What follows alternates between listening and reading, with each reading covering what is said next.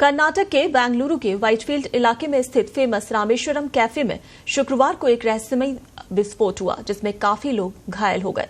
कर्नाटक के उप मुख्यमंत्री डीके शिवकुमार और गृह मंत्री जी परमेश्वर ने शुक्रवार शाम को रामेश्वरम कैफे में विस्फोट स्थल का दौरा किया। डीके शिवकुमार ने कहा कि इस धमाके के आरोपियों को जल्द ही गिरफ्तार कर लिया जाएगा, क्योंकि सीसीटीवी फुटेज सामने आ गया है।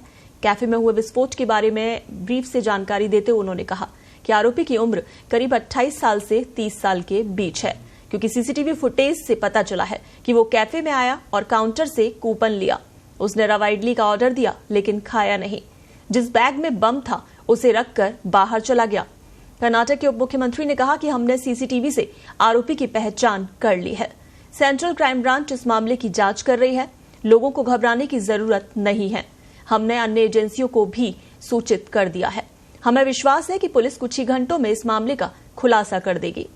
विस्फोट में कोई भी गंभीर रूप से घायल नहीं है। ये कोई बहुत बड़ा बम धमाका नहीं था, लेकिन हम फिर भी अपना कर्तव्य निभा रहे हैं।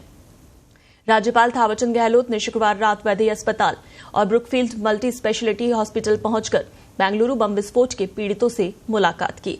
विस्फोट के संबंध में बेंगलुरु के एचएएल पुलिस स्टेशन में गैरकानूनी गतिविधियां अधिनियम और विस्फोटक पदार्थ अधिनियम के तहत मामला दर्ज किया गया है। और ये पूछे जाने पर क्या ये एक आतंकवादी घटना है, कर्नाटक के मुख्यमंत्री सिद्धारमैया ने कहा कि वो जांच पूरी होने के बाद ही इस बारे में टिप्पणी कर सकते हैं। फॉरेंसिक डिपार्टमेंट ने मौके से साक्ष्य इकट्ठे किए हैं।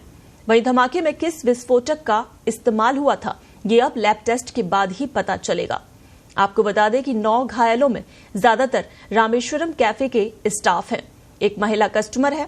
रामेश्वरम कैफे में हुए बम धमाके में घायल 3 पीड़ितों का ब्रुकफील्ड अस्पताल में इलाज कर रहे डॉक्टर प्रदीप कुमार ने बताया कि सौभाग्य से तीनों की हालत स्थिर है। एक महिला को गंभीर चोट आई है और वो 40% तक जल गई है। उसकी सर्जरी की जा रही है।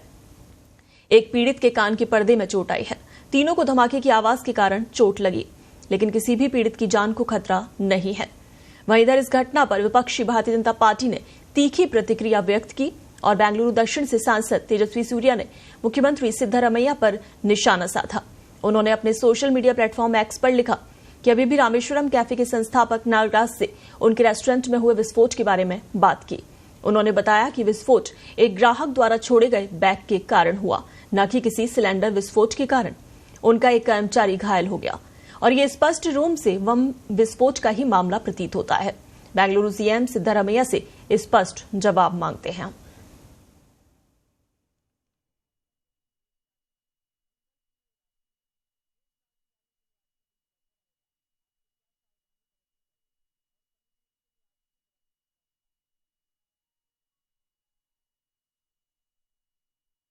तो बेंगलुरु में रामेश्वरम में ये बेंगलुरु का फेमस कैफे है रामेश्वरम कैफे, जिसमें ये विस्फोट हुआ।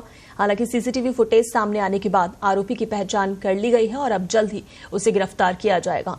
आरोपी की उम्र करीब 28 से 30 साल बताई जा रही है और सीसीटीवी फुटेज के आधार पर ही माना जा रहा है कि जो आरोपी है वो रेस्टोरेंट में अंदर पहुंचता है और रवा इडली का ऑर्डर देता है, लेकिन बिना खाए हुए अपना बैग काउंटर पर रखकर वहां से निकल जाता है।